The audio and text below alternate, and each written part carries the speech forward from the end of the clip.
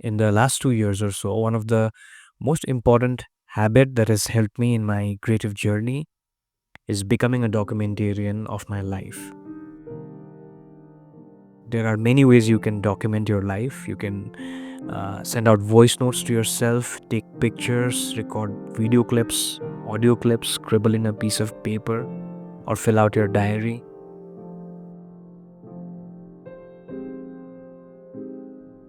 A favorite idea that I ascribe regularly to is that things which excite you are not random, they are connected to your purpose. Becoming self employed or building a creative career is to accept the fact that you will always feel like a total noob. You're constantly learning new things, and there are still so many levels in the game that you haven't yet unlocked. You have this vision for the future, but honestly, you don't know what you're doing.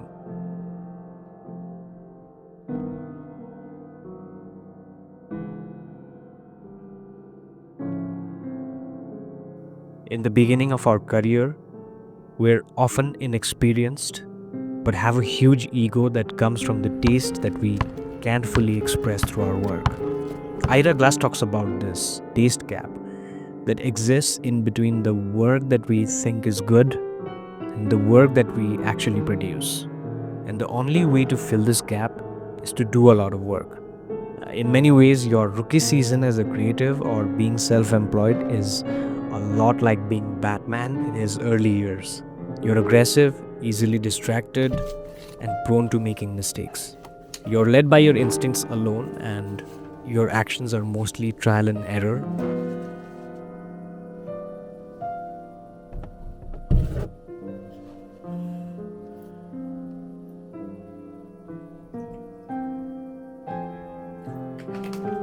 But with experience, these early instincts later develop into sharper intuition. Nothing really makes sense in the present moment, but over time, our taste becomes more refined and even our systems start to organically develop.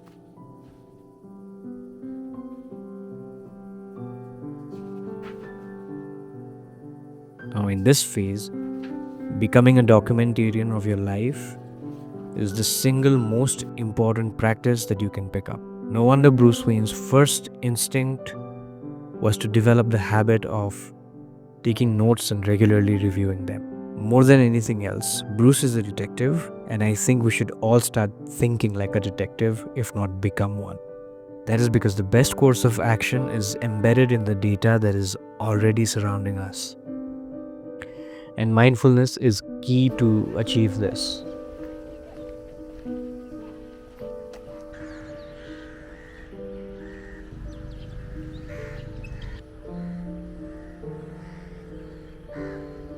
Yes, there is such a thing as over documenting, especially when you're excited in the first few days. Let your instincts and tastes become the filter for the things you document. Collect the things that have a genuine pull.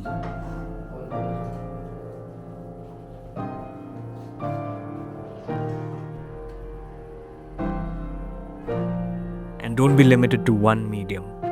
Pick the medium that feels the easiest in that moment.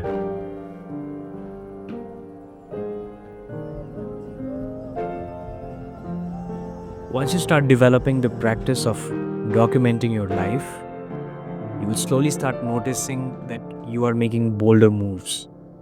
You start to create from abundance.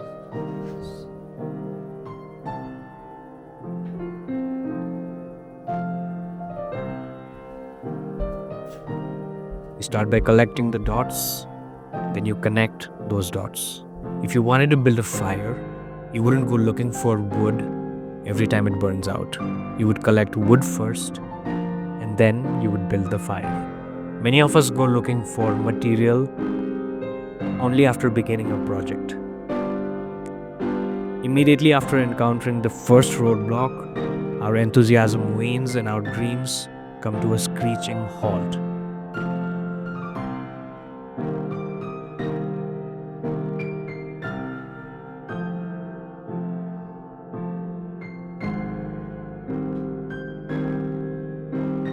Steve Jobs had no clue that the calligraphy classes that he attended in his college would contribute to Mac being the first personal computer with different typefaces. In his famous Stanford commencement speech, he mentions how we can't connect the dots looking forward. We can only connect it looking backwards. We have to trust in something.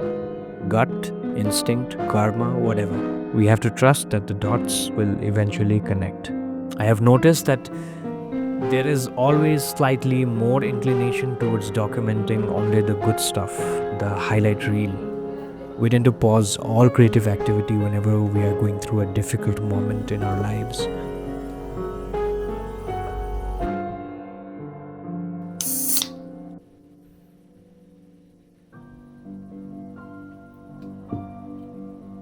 But it is precisely these moments that need more documentation. The raw and visceral nature of the natural unfolding of your life is all part of your grand narrative. Remind yourself that there are more ways than one to document the events that are unfolding in front of you, and choose the one that offers the least resistance.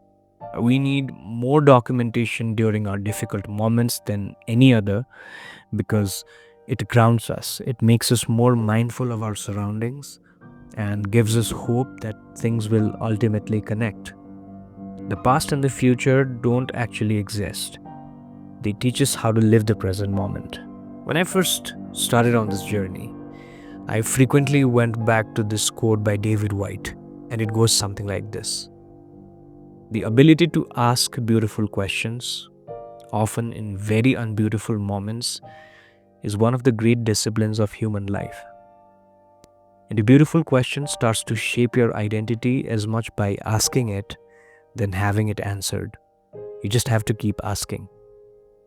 And before you know it, you will find yourself actually shaping a different life, meeting different people, finding conversations that are leading you in those directions that you wouldn't even have seen before.